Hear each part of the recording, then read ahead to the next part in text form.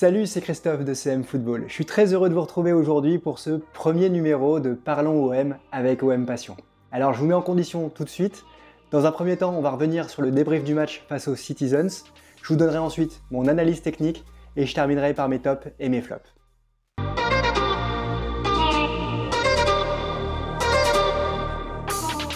Alors après 7 ans d'absence en Ligue des Champions, l'OM termine bon dernier de son groupe. L'enjeu pourtant hier était simple, c'était d'abord l'honneur et ensuite espérer une qualification en Europa League. L'OM aura tenu une mi-temps. Dès le début de la deuxième mi-temps, c'est Mahrez sur le côté droit qui va pouvoir placer une attaque et Germain va remettre en retrait sur Ferland Torres qui va ouvrir le score. À la 75e minute, sur un corner, Ake va placer une tête repoussée par Mandanda et c'est Agüero qui va reprendre dans les 6 mètres. Et enfin, à la 90e minute, Ferland Torres, encore lui, va frapper, Mandanda repousse sur Álvaro González qui va marquer contre son camp, pressé par Sterling. Alors, il y a peu de choses à en tirer sur ce match. On espérait évidemment l'honneur pour l'Olympique de Marseille. J'ai trouvé dans une analyse technique que l'OM a été performant pendant 25 minutes en première mi-temps. C'est le moment où Garcia est sorti du côté des Citizens et c'est surtout le moment où l'OM a eu plus le ballon, a joué davantage en bloc haut et a perturbé les Citizens.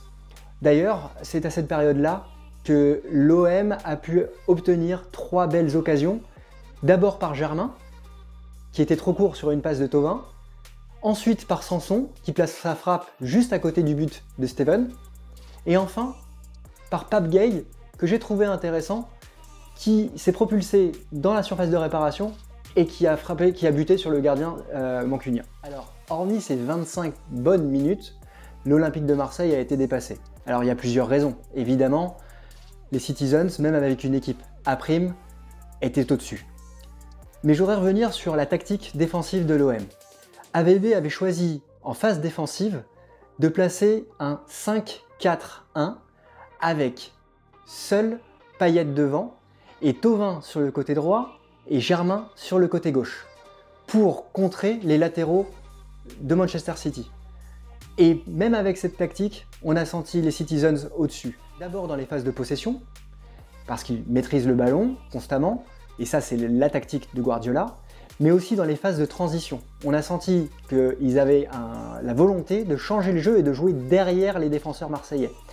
Et si on remarque 2 des 3 buts, ils viennent d'une phase de transition en changement de côté avec des ballons qui vont dans la zone de Nagatomo qui était, pour moi, complètement dépassée. Et Germain, il a une débauche d'énergie importante. Il revient défensivement, mais c'est pas assez. C'est pas assez. Pour mes tops, ça va être très facile et très simple. Pour moi, il y a un seul joueur que j'ai trouvé un peu mieux que les autres. Et c'est intéressant parce que c'était sa deuxième titularisation en Ligue des Champions. Je veux parler de Pape Gueye. Et je l'ai trouvé intéressant, même si au début du match ça a été un peu difficile pour lui.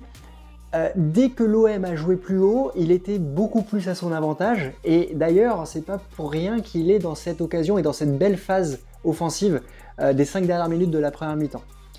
Je l'ai trouvé adroit, je l'ai trouvé aussi très hargneux sur le porteur du ballon et je l'ai trouvé intéressant aussi dans le changement de jeu dans les phases longues.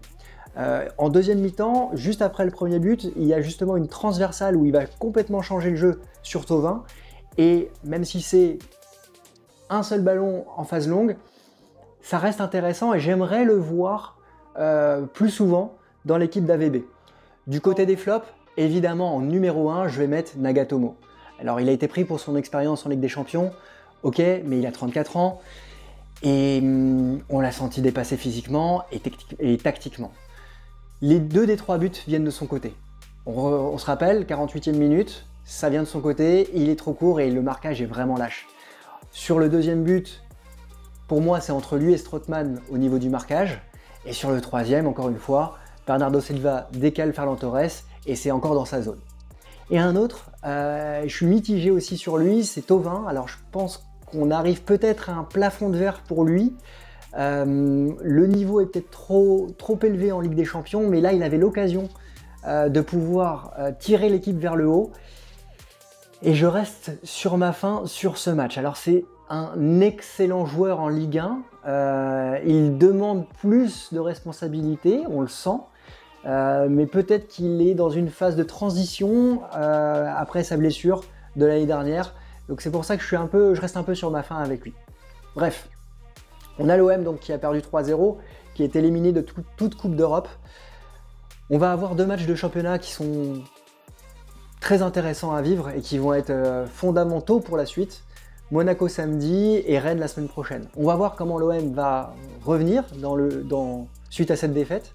Je vous retrouve très vite, certainement après le débrief de Monaco ou de Rennes. En tout cas, j'espère que cette première vous aura plu.